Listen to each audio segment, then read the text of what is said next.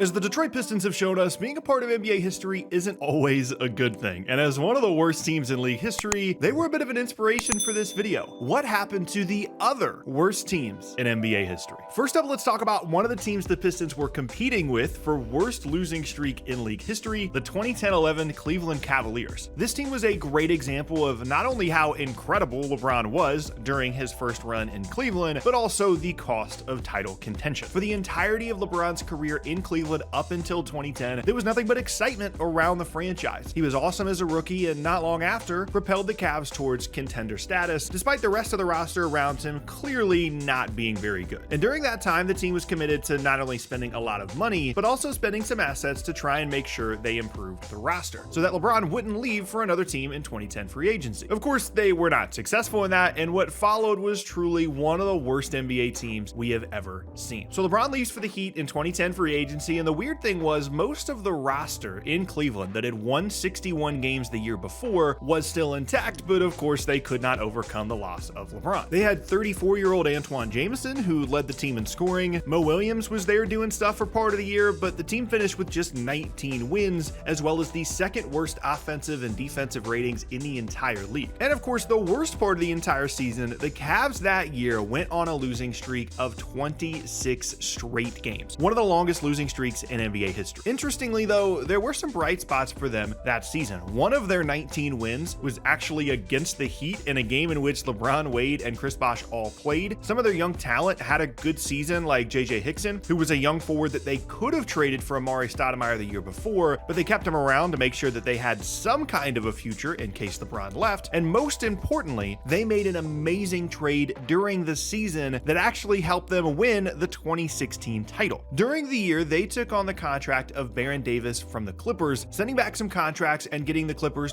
first round pick in the 2011 draft, unprotected in return. Eventually, that pick went all the way up to first overall to the draft lottery, and the Cavs selected Kyrie Irving. So even though the season itself was a disaster, it pretty much was always going to be once LeBron left, and they actually did a decent job of setting themselves up for the future. In the following few years, Kyrie was amazing. They got a couple of other high draft picks and convinced LeBron to return to Cleveland in 2014, eventually going on to win the 2016 title, which honestly, as worst teams in NBA history go, winning a title 6 years later and getting Kyrie Irving out of it is about as good of an outcome as you can possibly hope for. Moving on now to a team that I'm sure a lot of you thought of when you saw the video, the process era Sixers. Now, there are actually a few teams to pick from here. You have the 19-win 2013-14 team, the 18-win 2014-15 team, but the worst of the bunch was certainly the 2015-16 Sixers with a record of 10-72. Now, technically, this was the longest losing streak in NBA history when combined across two seasons, as the 2014-15 team ended the year with 10 straight losses, and the 2015-16 team, which we're talking about here, started the year by losing their first 18 games. But regardless, as of this recording, the 2015-16 Sixers put up the worst 82-game regular season record in modern NBA history, and honestly, they did it on purpose. This was a time period in which the team simply wasn't even trying to win games. They traded away key veterans a few years prior to start the process, and then basically just put a bunch of young guys on the floor, many of which weren't NBA caliber players, to try and find some diamonds in the rough and secure a top pick in the upcoming draft. And then oftentimes they would just get rid of those top picks and then lose more games if they didn't look like a future star, as they did with Michael Carter-Williams, Nerlens Noel, and Jahlil Okafor. And then when guys did look like stars, they were extremely cautious with their injury recovery, like with Joel Embiid and Ben Simmons, which of course just helped them lose more and more games. Now, before we get to the actual 10-win Sixers team here, it is worth pointing out that the process kind of did work. They ended up with some good draft steals like Robert Covington and Jeremy Grant, and Embiid became an MVP while Simmons was an all-NBA caliber player. They didn't exactly build the team well, and there was constant roster turnover once they started to improve, but that was kind of the point of the whole thing, to give themselves a ton of chances to get it right, and they kind of did. But back to the 2015 Sixers. That team was honestly one of the worst modern offensive teams we have ever seen. They just didn't have the players, the infrastructure to put together even a decent NBA offense. They were led by guys like Ish Smith and Robert Covington, and two bigs that did not fit well together in the front court in Jahlil Okafor and Nerlens Noel. There just wasn't nearly enough offensive talent on the team to be competitive, and to make things worse, the Sixers made things so much more difficult on themselves with their style of play. They played at one of the fastest fastest paces in the league despite having a terrible roster, which honestly just further minimized their chances of winning NBA games because of their lack of talent, which was an intentional philosophy. Those in charge of the Sixers at the time wanted the team to play fast and shoot a ton of threes because that was how they would play once the roster was better. So they wanted guys that actually stuck around to be used to that style of play. But of course, that wasn't how that particular roster should have been playing had you wanted to win games, which resulted in one of the worst displays of basketball that we have ever seen.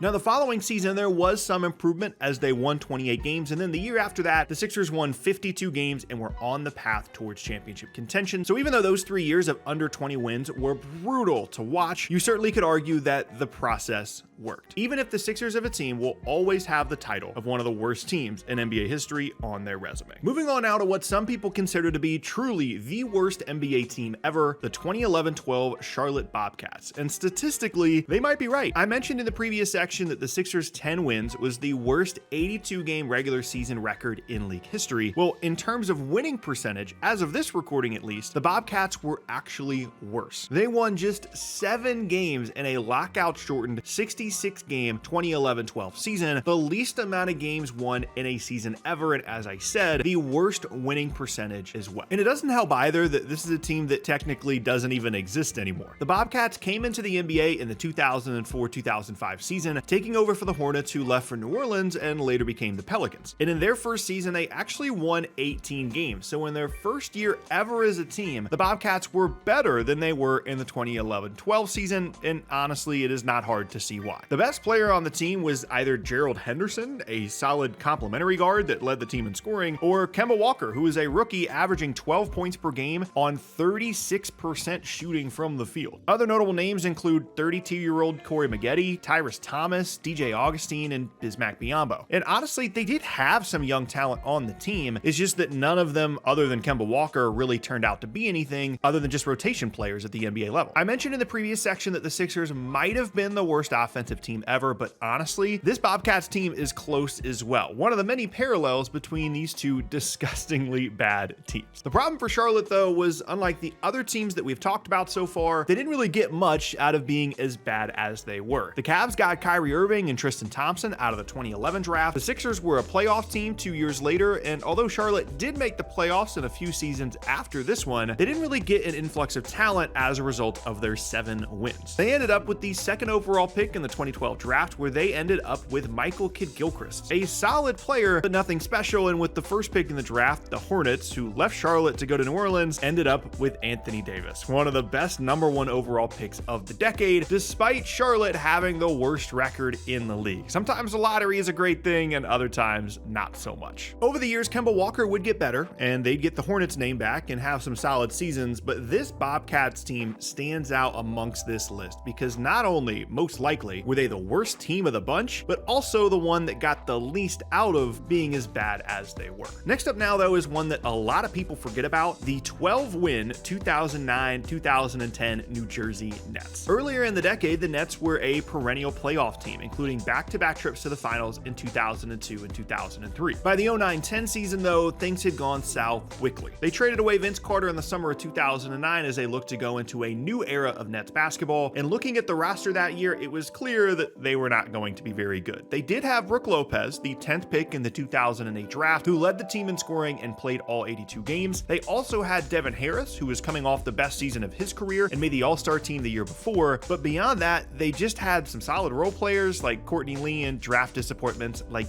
Gian Leon. With basically zero depth or defensive talent, it was always going to be a tough season for the Nets, and ending the year with just 12 wins wasn't that surprising. But what happened in the following few seasons was actually a little bit exciting at times. They got the 3rd pick in the draft that following year and selected Derek Favors, a high upside young forward to pair with Lopez, and the front office was looking to be aggressive in adding talent. Midway through the 2010-11 season, they traded Favors and Harris for Darren Williams, who at the time was one of the best guards in the league, and over the following few seasons, they added Joe Johnson, Paul Pierce, and Kevin Garnett, while trading away draft assets, and for a minute there, it looked like they had assembled a contender heading into the 2013-14 season. But of course, that did not happen. Pretty much every trade that they made turned out to be a disaster. Everybody dealt with injury issues as it was an aging team, and they went right back to being one of the worst teams in the league. They could have just stayed patient after the 12-win season and built through the draft like every other team on this list so far, but they took a different and much more aggressive approach. And although it ended in disaster, it did provide some hope to their fans for a bit. But regardless, this is definitely one of the worst teams in NBA history that nobody seems to talk about. And last up, I can't put this video out without talking about the 2023-2024 Detroit Pistons. As of this recording, it is still pre-All-Star break during that season, but it is clear that this team is on their way to something historic. Not only setting a new record for the worst losing streak in NBA history, but also now dealing with multiple injuries that put them on pace to not only break the 10-win record set by the Sixers, but also potentially the winning percentage record set by the Bobcats. Time will only tell if they not only break those records, but also potentially get something out of it in the upcoming draft. And what happened to the 2023-24 Detroit Pistons will have to be a future video. But for now, after having looked at all these terrible teams throughout history, I have to say that on paper at least, this Pistons team looks to have a bit more young talent and potentially a brighter future. And that is what happened to the worst teams in NBA history.